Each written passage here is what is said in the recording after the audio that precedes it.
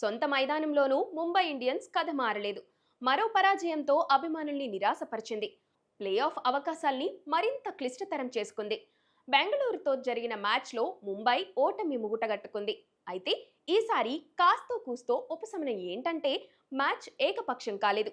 దారుణంగా ఊడిపోతుందేమో అనుకున్న దశలో ముంబై పుంజుకుంది. ఓ దశలో అసాధ్యమైన ఛేదనని హార్దిక్ పాండ్యా, తిలక్ వర్మ సుసాధ్యం చేస్తారేమో అనిపించింది.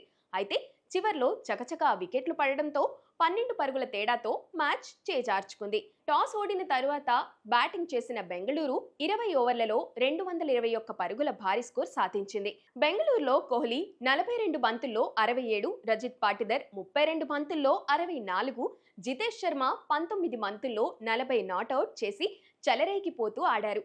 అనంతరం బ్యాటింగ్కు దిగిన ముంబై 12 ఓవర్లలో 4 కీలకమైన వికెట్లు కోల్పోయి 99 పరుగులే చేసింది. విజయానికి చాలా దూరంలో ఉన్న దశలో హార్దిక్ పాండ్యా 15 బంతుల్లో 42 కొట్టి మెరుపు ఇన్నింగ్స్ ఆడాడు. తిలక్ వర్మ 29 బంతుల్లో 56 పరుగులు కూడా చేసి ఆకట్టుకున్నాడు. ప్రతి ఓవర్లో కనీసం 18 నుంచి 20 పరుగులు సాధిస్తూ రిక్వైర్డ్ రన్ రేట్ తగ్గించుకుంటూ వచ్చారు.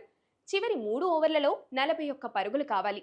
క్రీజ్లో పాండ్యా, తిలక్ ఉన్నారు. దాంతో ముంబై ఈ మ్యాచ్ గెలుస్తుందని ఆశించారు. కానీ తిలక్, పాండ్యా వెంటనే పెవిలియన్ చేరడంతో 12 పరుగుల తేడాతో పరాజయం పాలవక తప్పలేదు. ఈ సీజన్లో ఏమాత్రం ఆకట్టుకుని రోహిత్ శర్మ మరోసారి నిరాశపరిచారు. ఈ ఓటమితో పాయింట్ల పట్టికలో 8వ స్థానంలో పడిపోయింది ముంబై.